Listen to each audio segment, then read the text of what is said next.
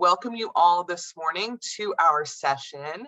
I'm going to introduce ourselves on the next slide, but the topic that we're talking about today is AB 705 and a model of equity-minded data review that came from that work. So if you are not super familiar with AB 705, or if you are not in an area that AB 705 has had a lot of impact on, don't worry, because we're really going to be talking more about the model as we go through this, and hopefully there's information that everyone benefits from in that process.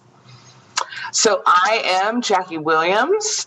Last year, the Academic Senate formed an AB 705 task force, and I was lucky to serve as the lead for that. And then my role on campus currently, I am the faculty coordinator for Title V and Guided Pathways. Laurel? I am Laurel Blackerby Slater. I am also a member of the AB 705 task force representing the math department. In addition to my function as a full-time faculty member in the math department, I am the math instructor for the college algebra course for the first year experience cohort. Thank you. David? Yeah, my name is David Woods. I was also a part of the Academic Senate AB 705 task force. I'm an adjunct faculty coordinator, and I work in conjunction with Institutional Research Office. All right. Thank you both. And thank you everyone for being here with us this morning. So as I was saying, when the task force was reconvened, or when the task force was convened, we were about 2 years into our AB 705 implementation. The law was passed in 2018. We had to implement by fall 2019.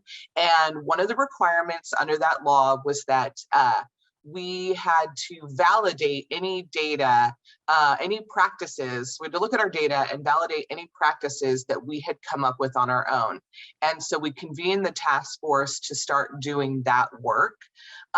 So colleges in the state were all given the option to either follow AB 705 explicitly and allow all students directly into transfer level math or English, or validate if they decided to use some other model. And since Fresno City College uses a COREP model, we fell under option 2. And so we were required to do that validation. So initially we thought that was going to be the charge for our task force.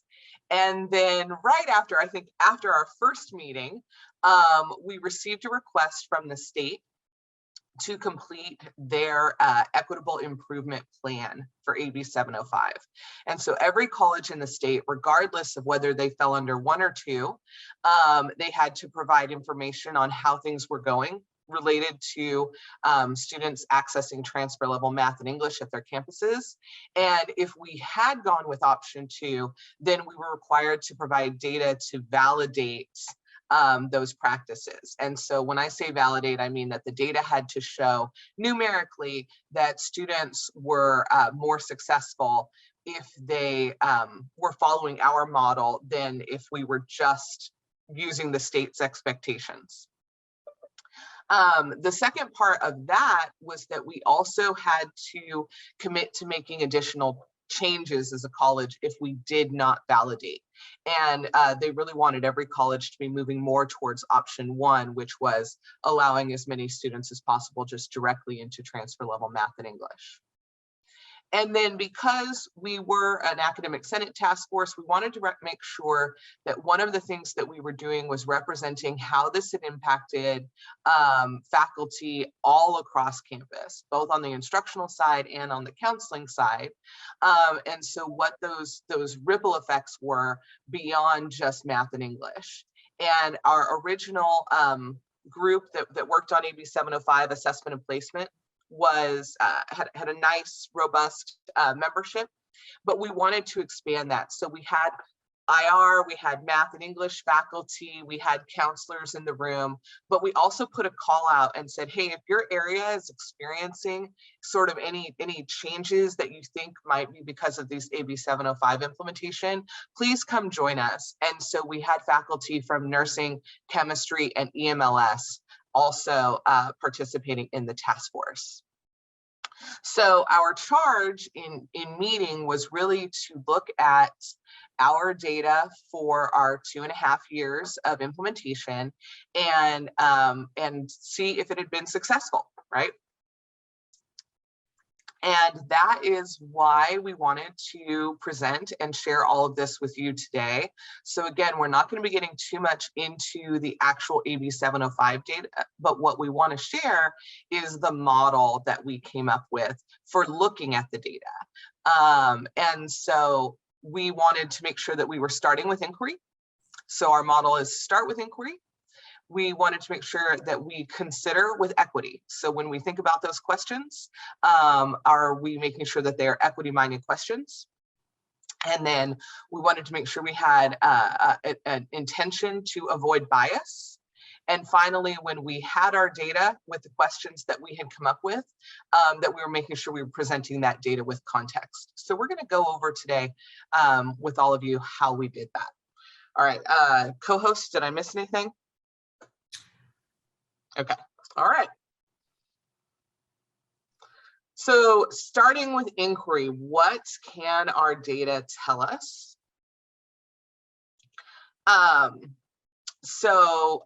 What we did, and Laurel, David, feel free to chime in. There are also a couple other folks in the room. It's nice to see you that we're part of the task force. So if there's anything you want to add in the chat, definitely please feel free to do that.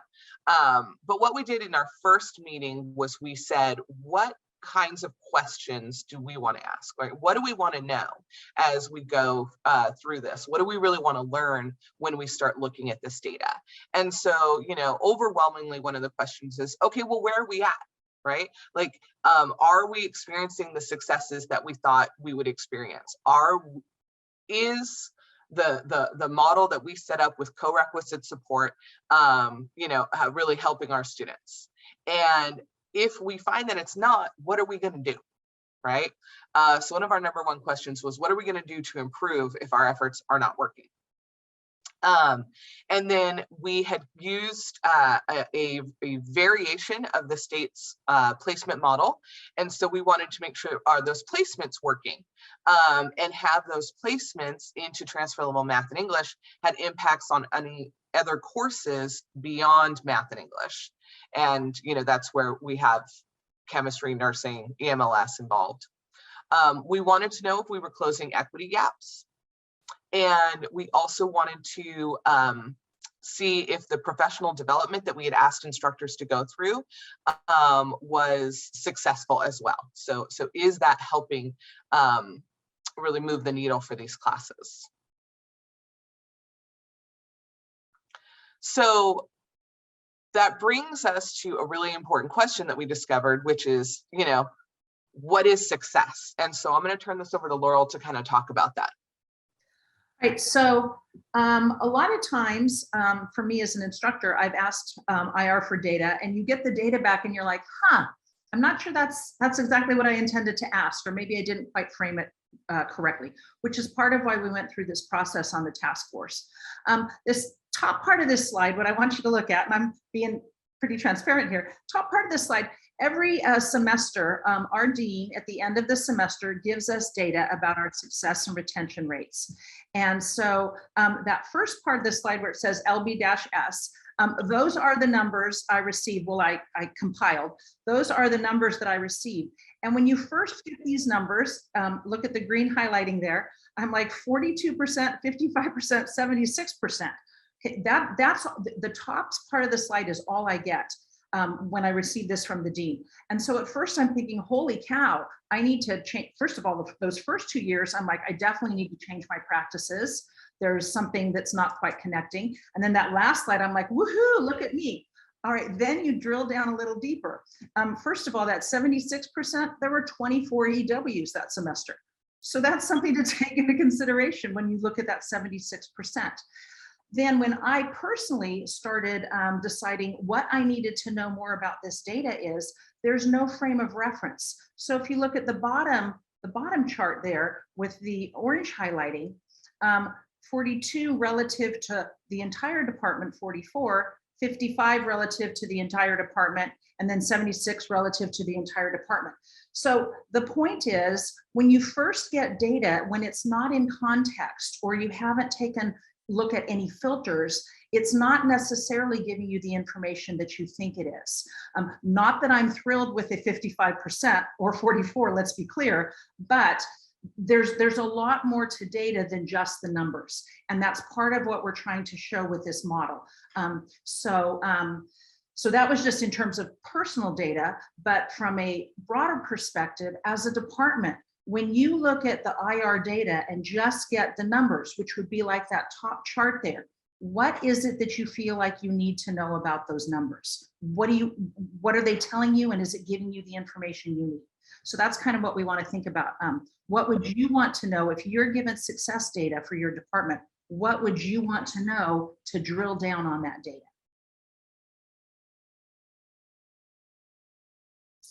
So Jackie, are we?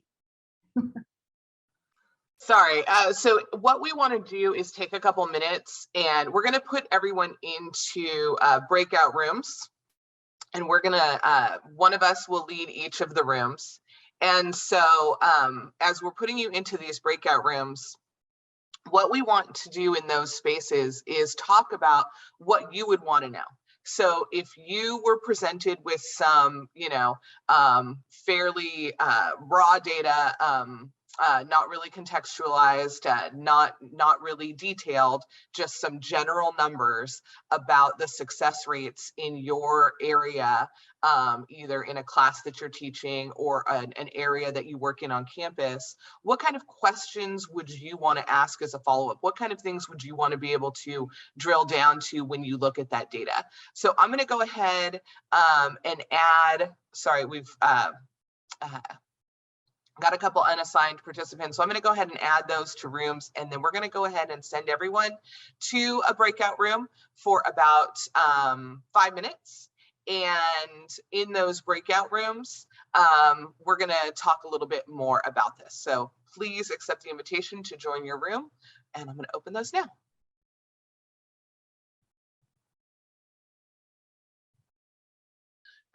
So we'll give everyone just a few more seconds to come back. It looks like almost everyone is back now, and there we go. Great. So what we're going to do, the hosts are going to share out some of the ideas that they've heard in their room. So Laurel, why don't you go ahead and go first? Absolutely. First of all, I want to thank all of my group, Team 2. They were very vocal, and I'm hoping that they set a good tone for my classes this semester. A lot of times it's crazy to me. You go on these Zoom meetings and adults are just as quiet as students, and you're like, come on, y'all, you gotta give what you hope to receive in terms of the class. We had excellent ideas. Two that stood out to me as being maybe a little bit more unique than maybe what we might have thought of. Is there a filter for, I'm aware that there's a filter for online and face-to-face. Is there a filter for synchronous versus asynchronous? Like, how is regarding online classes, is there a filter for drilling down on the type of online delivery? And I told my group that maybe David would be able to answer whether there's that filter or not. I didn't know. So that was the one idea that we had. How was the format of the delivery, online versus face-to-face, synchronous versus asynchronous? And the second one, this was also something with which I was unfamiliar. According to someone in my group, that there are what are called priority points. If I get this wrong, feel free to correct me. There are priority points that counselors assign to students that relate to things like the challenges that they have encountered, their status in terms of are they at risk? Are they Laurel, it's not actually counselors assigned, it's an IR filter. Oh, thank you. Yes. And that the higher the points, then the more challenges a student has. And so would it be possible to look at that as a filter to see how students with higher priority points fare on the data? Thank you, Cami. David, do you know about that synchronous versus asynchronous? I don't believe that's currently a filter, but we can look into seeing if that's available in the data for us to put on our dashboards. Thank you. Is there a priority status filter? I think Chuck is involved with the priority points thing, so I'm not as big of an expert on that. So I would probably refer to or defer to him regarding that. So I'm not too sure. Thank you, though. Thank you. Yay, team 2. Thank you, David. What are some of the things you heard from your group? Yeah, so the first thing we were talking about was specifically regarding AB 705 with the co-recs versus the no co-recs. A big, that's a big question, especially the last few years here of how are they doing? How are our students doing within them? Another topic that we talked about was kind of drilling down for certain things like ethnicity and comparing the different groups, which we will talk about a little bit more in a bit regarding equity. And then finally, a good one that I liked was kind of comparing our assumptions versus reality, right? So we come to before we even enter looking at the data, we start thinking about how we view our program or how we anticipate the data to be looking. And then it's important to actually look at that data with an open mind and seeing, does this compare, does this compute, and seeing if that is the same with what we originally thought or very different, because if it is very different, we may have to adjust our perspective on it. Great, thank you. And I do think we're going to talk about that a little bit in terms of what happened in the task force.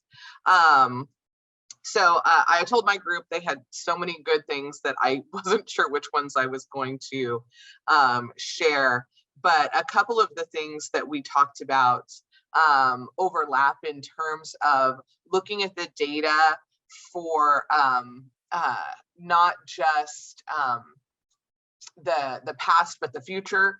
And what I mean by that is, like, one of the examples was looking at how prereqs impact how students do in your class, but then also looking at how students who took your class do in future classes, right? Because you are also part of that process of preparing students for other material. And so having that forward and backward look. And in the same vein, we talked a bit about supports and, tracking success of students that are taking advantage of those supports throughout the year. And then also, Shashanak mentioned in terms of like the tutoring support, tracking if the tutors who are students themselves are benefiting from being part of that process, right? So I thought that was a really interesting way to look at the data that we have to think about success within a program. So thank you so much for all of those great ideas. And there were so many more that we didn't have a chance to share, but I will put some of these notes into the slideshow so that when you have this after the presentation, you have that in the final slide deck. All right, so we went through a process in the task force of, looking at the questions that we had started with, the very broad questions, and then refining those questions as we continued to meet. And so, the initial inquiries were, again, things like, are we successful? But our secondary inquiries, when we started to refine, were things like, okay, it's not just a broad measure of success, right? But if something was showing that we were or were not successful, what does that look like when we start to break it down into different groups, right? So when we start to disaggregate our data based on race and ethnicity, based on gender, based on student age, those different demographic groups that we're able to track. We also wanted to make sure we were looking at that both in terms of success in the class and completion. So our students getting to their goals as a result of those things.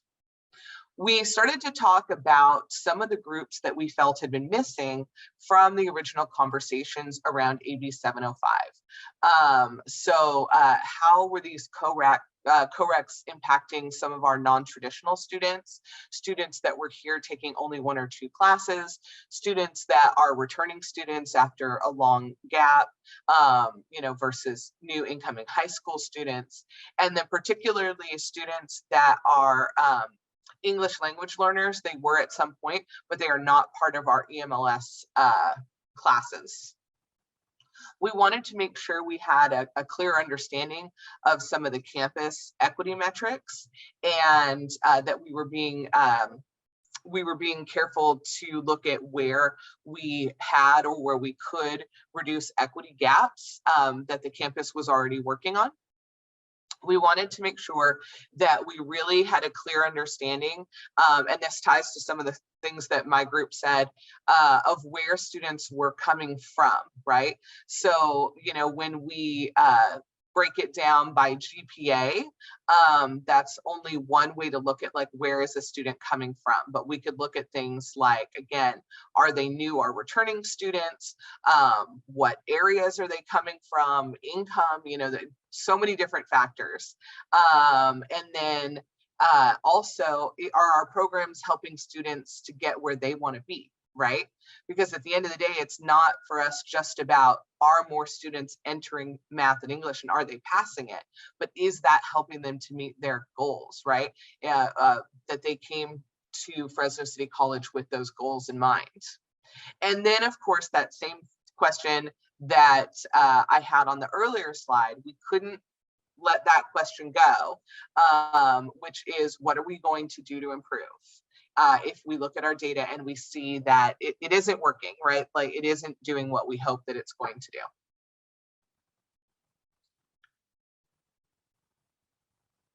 Okay, so now we want to talk about the second part of our process, which was making sure that we were making equity-minded considerations in how we framed our inquiries into the data. So what you're seeing up at the top of the slide is, this is what the State Chancellor's Office asked us for. So as we were going through this process, we had come up with all these questions, and then we received a requirement to report in the state, what they called the state's equitable improvement plan. And so the state was asking us to validate very specific data, and I've given you a screenshot here of some of the questions that they were asking us.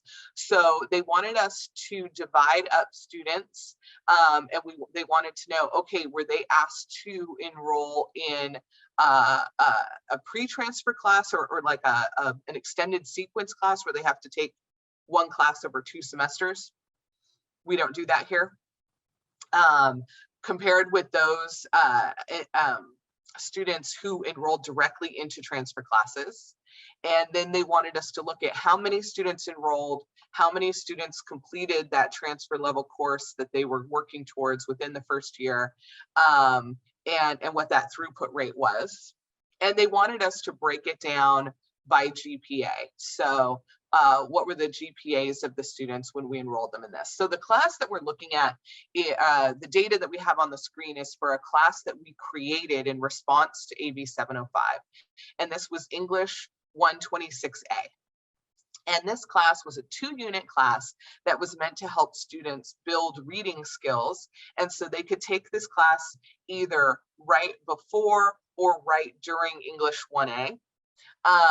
And so we had a couple, revelations as we were going through this. First of all, how many students actually took this class? Right? Like the number of students that signed up for this class because it was a pre-transfer class was 16 over the 2 years that we had data for. So we can't just look at this raw number. I mean, the throughput rate of 6% was not great, but we're talking about such a tiny population of students that it made us ask the question, like, is this even a benefit to students offering this course? And then also we realized that while it was called an equitable improvement plan, none of the information that they were asking us for had anything to do with our campus's equity metrics. There's nothing about race or ethnicity in this request whatsoever. It's only looking at students in terms of their GPA band. So we wanted to make sure that as we were framing our inquiries, we were doing it with a little more intention. We can't presume the intention of the folks at the state level that gave us this request, but this definitely wasn't the kind of information that we were hoping to get to when we set out with our task force. So as we started to get back to our own internal questions, we want to highlight a couple of revelations that came out of that, that were not things that we were necessarily expecting to work on or talk about when we first set out in this process. But by drilling down and asking the right kinds of questions, we got to these revelations, I'm calling them, about the impacts that this was having on different areas around campus. So we asked, like I said, various groups if they felt that AB 705 was impacting them, if they could please come and attend our group. So one of the groups that felt that secondary impact was chemistry. Do we have any chemistry instructors? If you do, say yes in the chat. And we were looking at, okay, so you know, many of our students start with chemistry 3A. Are they more successful in chemistry 3A if they're taking pre-transfer classes or if they're going directly into the transfer level class? And what we found was that there was a lot of anecdotal evidence related to this. And when we looked at the actual data for the students, it was very different than what the anecdotal experience had been. And we had so many conversations about this. And when we actually started to drill down into the data, it was really surprising that what we found was very different than what we expected to see. And so, you know, earlier we mentioned, like you might think that when you look at it, you have certain assumptions, you have certain expectations of what you're going to find. And so we saw that this was kind of happening in that area.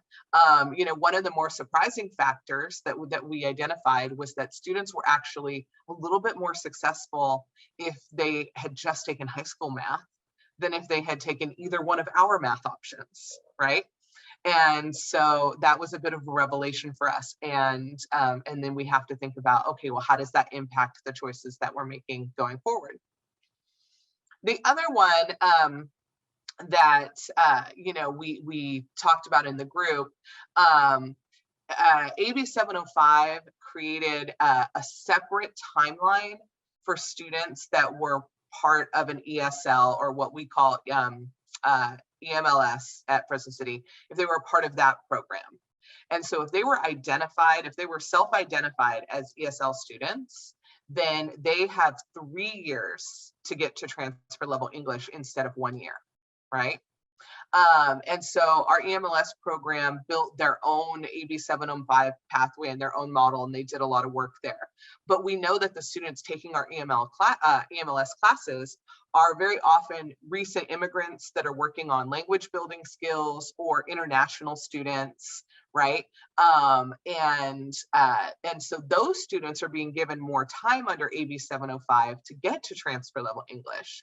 But students that are English language learners that are not self-identifying as EMLS, they're not being given that extra time, right? If they go directly into an English class, then they're on that same 1 year timeline as everyone else. And so we wanted to know, is that working for them, right? Like, what does it look like when we compare those two groups, and how do we better serve our English language learners if we find that, you know, maybe it's not as effective if they do go directly into transfer, or if we're surprised by the information, right? And they actually do better if they just go directly into the transfer level class. So the chancellor's office wasn't asking us to ask that question, but it was one of the things that kind of came up in our discussions, and we're like, wow, this is something that we really should be asking. Laurel, David, is there anything else? I know we wanted to highlight these two specifically, but is there anything else that you remember from the meetings that was sort of like an aha moment for you? Nothing comes to my mind. Okay, all right. Sorry to put you both on the spot. So once we had our data in front of us, we had to really start looking at that. And so I'm going to go ahead and turn it over, this slide over to David. because he's the best equipped to talk about the numbers. Yeah, so for this one, we just wanted to get you guys' ideas, something in the chat about if you were given data like this, kind of similar to what Laurel was talking about earlier. You have some success rates, general retention rates, GPA, but just around throughout the academic years. Let's say this was for your department. What kind of questions would you want to know regarding equity? If you guys could give some ideas in the chat.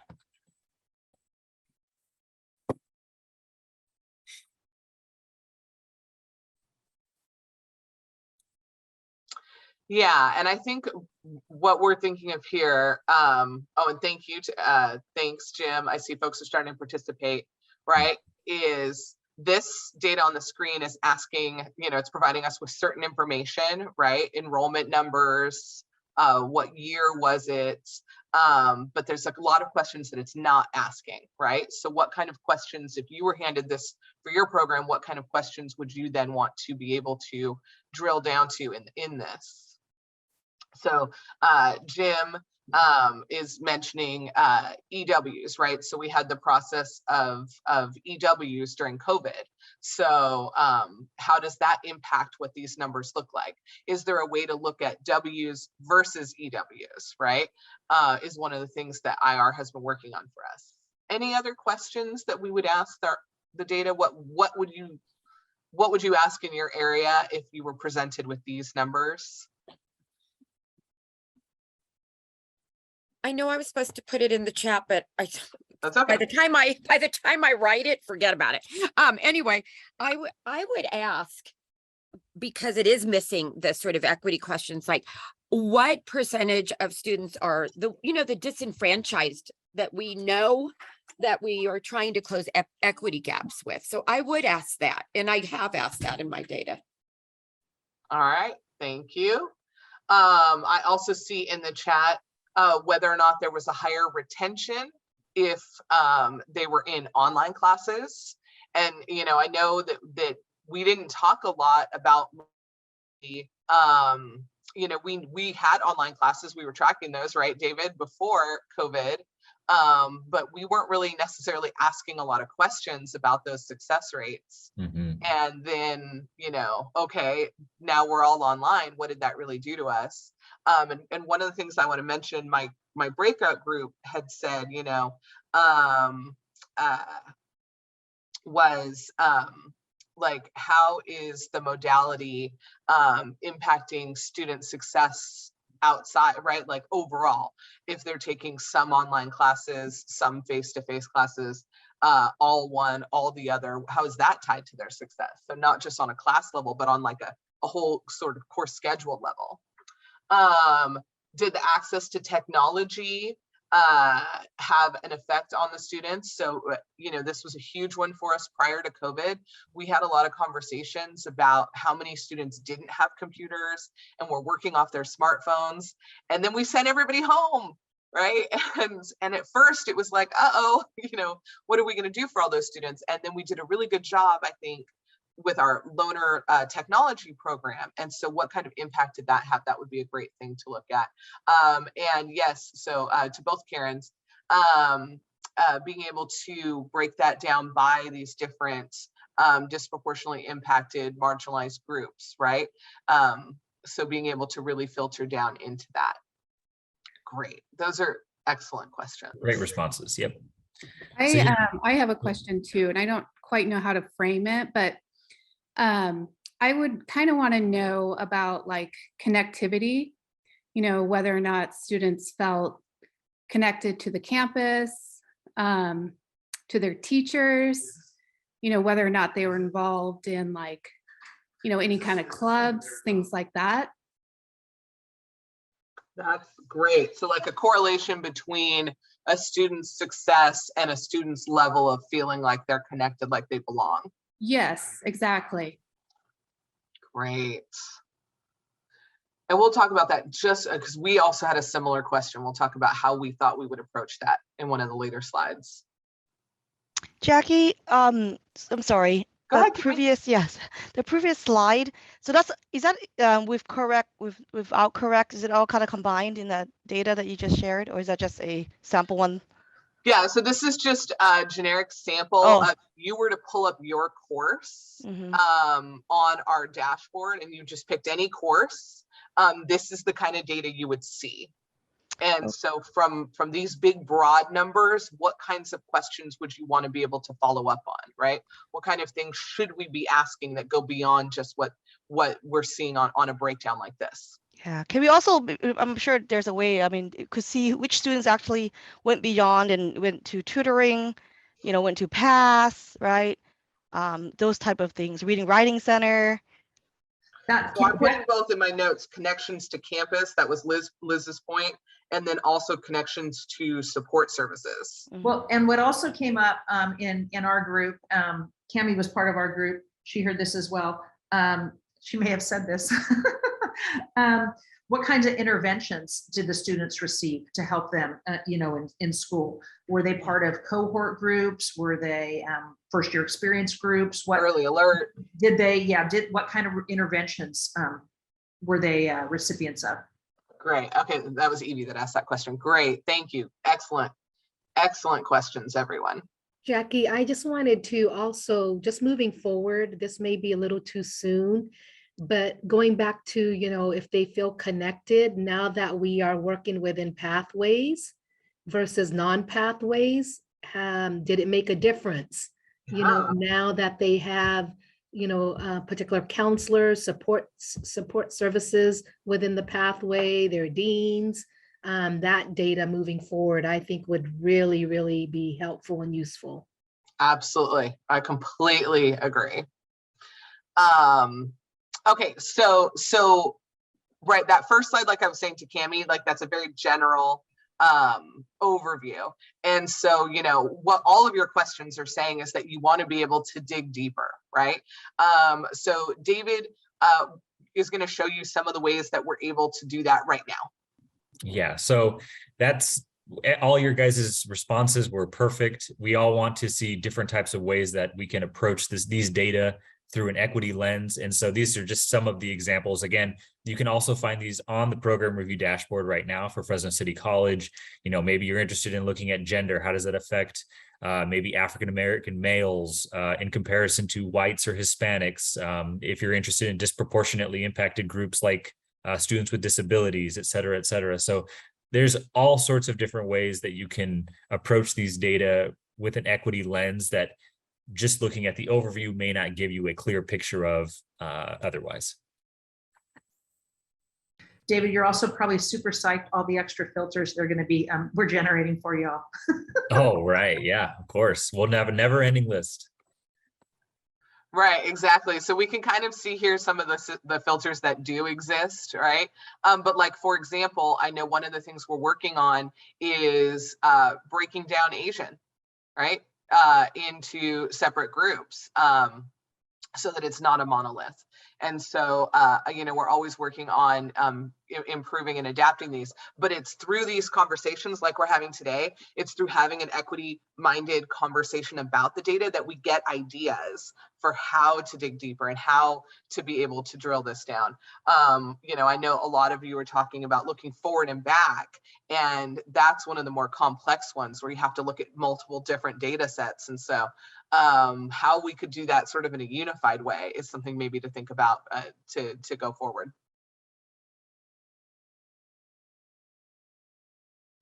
I did not mean to mute myself. So when we think back onto the work that we were doing as a task force, when we started asking questions about things we wanted to dig deeper on, and this is what I was alluding to, Liz.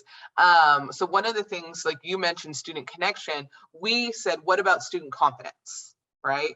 We're asking students to make a decision in a lot of cases about whether or not they believe they need co-requisite support. And so how is their confidence level about their academic abilities related to their success then in those courses? And the only way to measure student confidence, right, that we came up with would be to actually talk to students. And so, having student focus groups. And so connectivity would be another one of those things that we could definitely, a focus group would be a great place to ask those questions and start to collect that information. One of the things that we wanted to know is whether or not our professional development was working. And so we thought, okay, well, we can look at, we have sort of two different models on campus for how the co-recs are scheduled. And one of those models, everyone goes through a professional development program. One of them, they don't. So we could compare those two, but they are different models, right? And so that wouldn't be a pure comparison. So we would wanted to look at other colleges that require professional development and also have the same co-rec model as us. And what kind of things are they seeing? And compared to colleges that don't require their faculty to go through any kind of professional development before they do co-requisite support.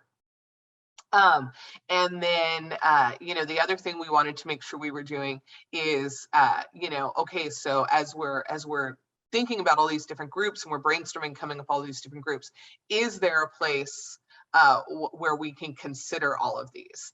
And this is one of those things where our IR team on this campus is amazing, because if you can dream it, they will attempt to build it for you, right? And so, we talked about creating an AB 705 dashboard. It's something that IR is working on right now, but where we could disaggregate our data by all of these different factors. So not just the ones you saw on the previous slide, but things like modality, right? And so we definitely talked about things like whether or not a class was online, face-to-face, or hybrid.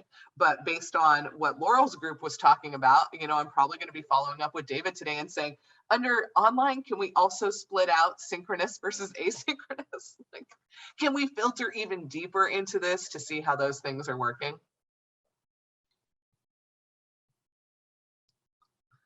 So once we had all of our inquiries in place, then we really had to stop and do a self-check and think about whether or not our own implicit biases and our own assumptions going into this were impacting whether or not we were asking the right questions when we were drilling down into that data.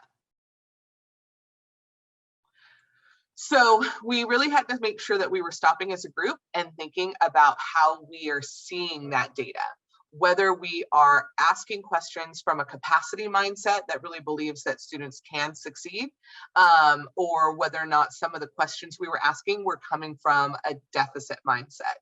And so one of the big things that came up in our discussions repeatedly, and Laurel, I'll have you kind of help me with this one a little bit, because this was, really the math department sort of helping to remind us about this, but the idea of whether or not we should measure success in terms of access or in terms of completion, right? And so we're asked, okay, X amount of students enrolled in the class, how many students passed it, right? That's your success rate. And the math department kept reminding us, right?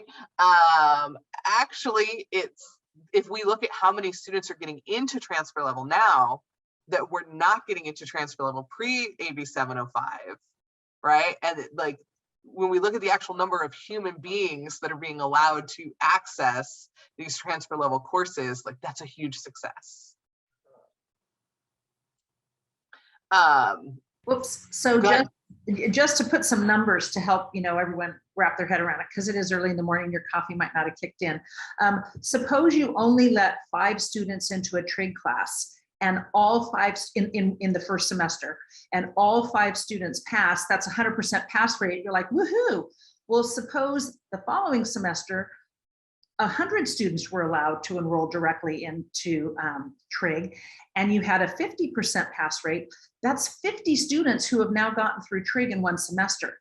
So it's a 50% success rate in terms of how the college defines it, but 50 students got through versus 5 students getting through, but it looks like a 100% success rate. So we really need to be looking at that throughput and how many students are we helping gain access to these courses that they need, and are we getting through? That throughput is really important to look at, not just that success number. Absolutely. Thank you. One of the other things that we decided to look at, sort of related to that, is where we're setting that timeline, right?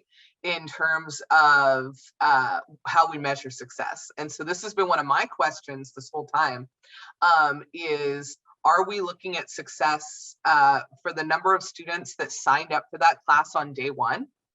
And they came to Fresno City College and they were optimistic, right? Like, I'm here, I'm gonna sign up, I'm gonna take this class. How many of those students passed the class versus census, right? Which is how many students were still enrolled at week 3. And so I'm not great with math. I should have prepared this with Laurel ahead of time. She knows whenever I talk about math, it's very embarrassing. But I'll try and use a similar analogy to what she just did. So you have 30 students enrolled in your class on day 1, right? And 20 of those students dropped by census, right? So there are 10 students left in your class, 10 of them pass. I'm going to be right. So you have 100% success rate. But you had 30 students on day 1. 20 students opted, right? 2/3 of your class opted not to stay in that class. That doesn't sound like a success to me, right? But we're not always looking at our numbers in that way. And so thinking about our role in how many students are there on day 1, our culpability, and how many students are there on day 1 versus how many students are there at the 20% mark, right? And how we look at success rates there. And one of the other things our task force came up with was repeats, right? Some students are having to repeat these classes, and one of the tricky things about AB 705 particularly is that if they pass the COREC, they can't retake it. So they're taking English 1A the first time with a COREC and they fail it, but they pass the COREC class, then they have to take English 1A the second time without the COREC. How are they doing? What is that? How is that impacting students?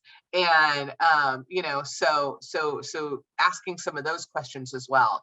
And then the other thing that we wanted to make sure that we were looking at really with a capacity mindset is when those numbers were going up and down, right? So are we looking at a whole number and we're saying this number went up, so we're successful? Or are we really breaking down that number by race and ethnicity, and we're like, oh, actually, our African-American Black students are doing much worse, but it was obscured, right, by the total number.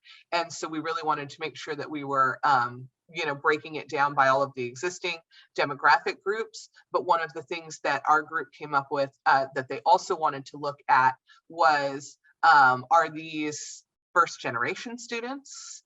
Are they returning students, non-direct matriculants? Like, is there a way to break it down even further by those groups as well? So really making sure that you know sort of what some of our equity goals are, and making sure that when you're looking at those data points for your area, you're looking at them with that sort of capacity mindset, like what does this say? I believe the students can be successful. So what can the data tell us about what we could do to help them get to that success?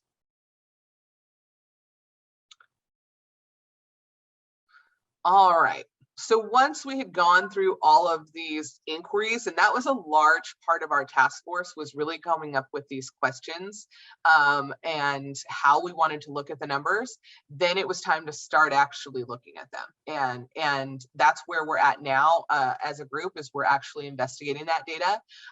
And so David's going to talk to us a little bit about how we look at that. And we're going to let all of you look at it as well. Okay, David, go ahead. Yeah, so at this point, we're going to access the Chancellor's dashboard regarding AB 705. So we're going to circle back and specifically talk about how these AB 705 numbers are looking. And so at this point, we're going to put in the chat, I can do it, or if you guys can do it, a link to the dashboard that we're going to be looking at. Oops. There you go. Perfect. So for people on iPhones or whatever, it may be a little bit more tough, but anyone on a laptop, if you can click on the link and open it, and then I will share my screen as well to kind of give you a little overview of what we're looking at. Let me see here.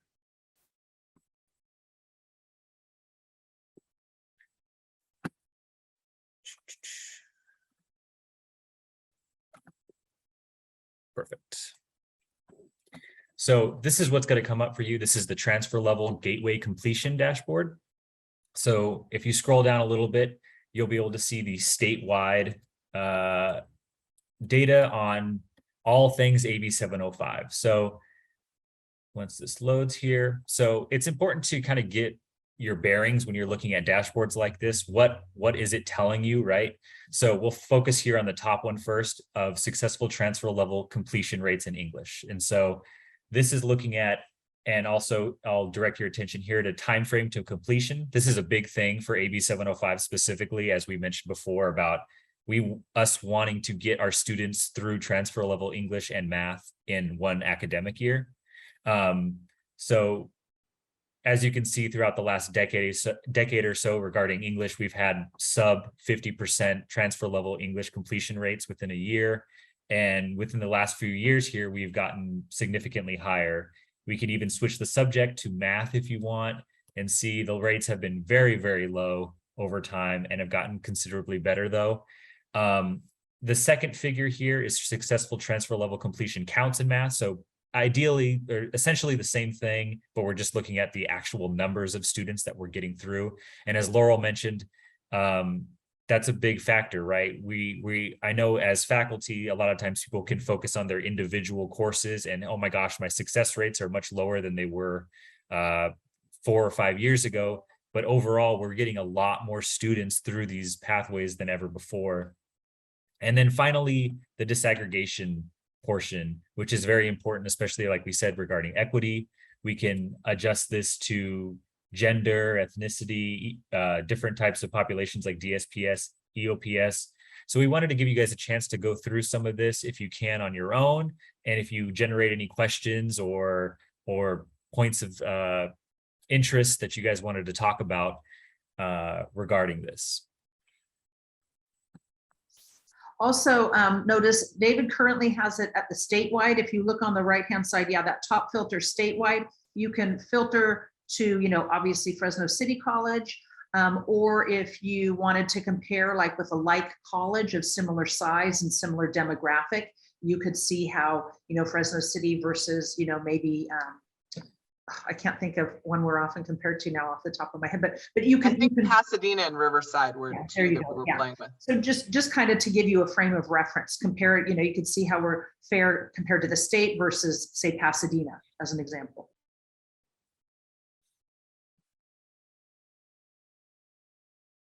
All right, I will stop sharing now, Jackie. All right, so make sure that you click on that link in the chat. And it's so great to see so many of our task force members. I just want to give a shout out to our task force members that are in the audience today. Thank you so much for being here. But, we really wanted to give you an opportunity to play around with this data. So we're going to give you a few minutes to do that, and then we will take any questions. So please go ahead and click on the link.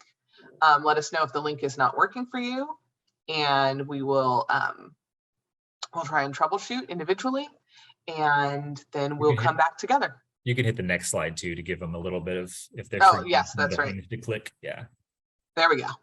There's the link, the directions.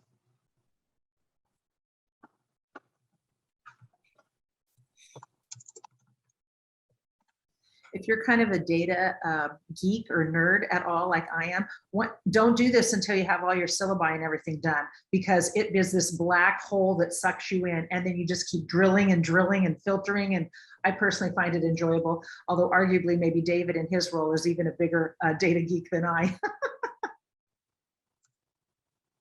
We gave you this statewide transfer and completion data to play with. But our hope today is that you feel a little more confident to go out and look at the sort of things that you have access to. All of our programs should have access to their program review data. And so if that's something that you want to look at, you can look at that information for your area. We have a number of campus-wide dashboards that talk about things like enrollments. I am currently, working on a first-year experience program for the college. And so one of the things I've spent a lot of time looking at is the different high schools and that feed students to us, and the demographics that they have at their high schools versus the demographics of students that come and attend Fresno City, why can't I say it today? Fresno City College, and thinking about like why from some colleges do we get like a proportionate amount, and then from other high schools we get just a tiny amount of students from that group, right? And what could that help us to understand when we're talking about the services that we want to offer?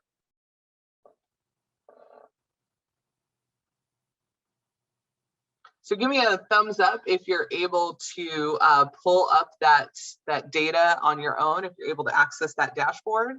We just want to make sure before we end the session that everyone was able to successfully open that link. Jackie, so Yes. it's 2020. Is it just to fall 2020 or spring also? I mean, I'm sorry. Yeah. So what is it? That's this one, this transfer, the chancellor's one is to spring 20 right now. It's a little Oh, behind. that would include the pandemic period initially. Okay. Just a little bit, The correct. beginning of it. Mhm. All right. That makes sense.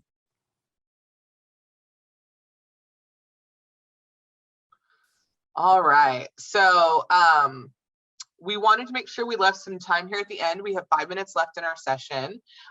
Is there anything that you took notice of in the dashboard or any of the other things that we've looked at today? Is there anything that surprised you?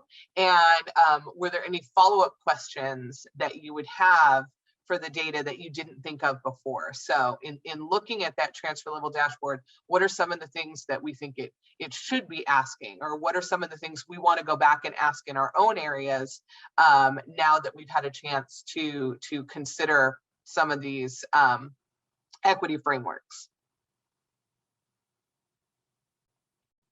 And you can go ahead and raise your hand or put it in the chat.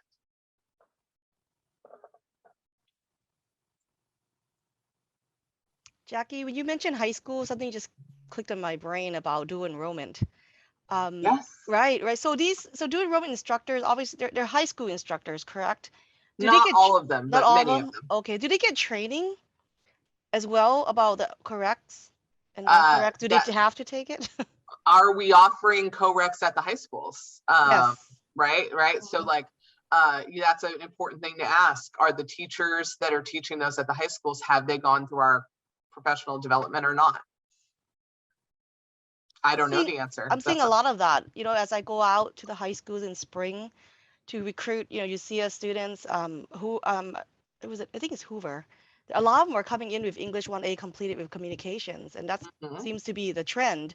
And I don't see that. I mean, it's a good thing, and I think it's going to increase more numbers as the years go by of high schools getting into dual enrollment.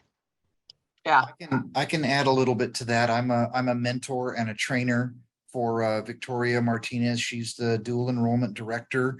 All dual enrollment instructors first have to go through a certification process, and they're evaluated by this college before they teach anything on behalf of us, so that we're assured that after they successfully complete one of our college classes that we can give them credit. Before an instructor teaches, we'll go out and we'll look at their facilities. We'll get them up to speed with our curriculum and what they need to cover by way of their lecture and lab. With architecture and construction, it's mostly lecture and lab. I know English would not have a lab. And then along the way, as their school year goes, or their semesters go sometimes, because they're not all high schools. Right now I'm out at Hoover and Reedley and CTech and Duncan And those are the ones I can remember. There's a couple more. We really work hand in hand to make sure the bottom line is that they're following our curriculum. Yeah, so like one of the things we do internally is measure SLOs. So how, you know, how are the SLOs being measured in the dual enrollment classes, right? That might be a follow-up question to ask. Yeah, that would all go into their training and mentoring. You know, the course objectives are important. You know, basically everything in CurricuNet is important. With lecture lab classes, there's usually a schedule for the lecture. There's a schedule for the lab, and they're required to follow it. Thank you. We are at time. So I just want to thank you all so much for your attendance today, your questions, your participation, your insights.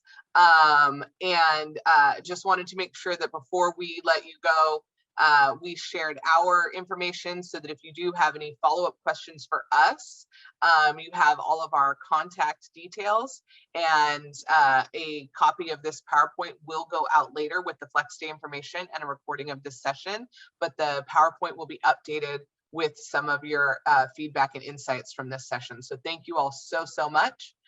We hope you enjoy the rest of your day. Douglas, thank you for being here. You're a rock star, and I wish you well. And we'll see you all hopefully on campus in the fall. Have great semesters, everybody. Thanks for coming.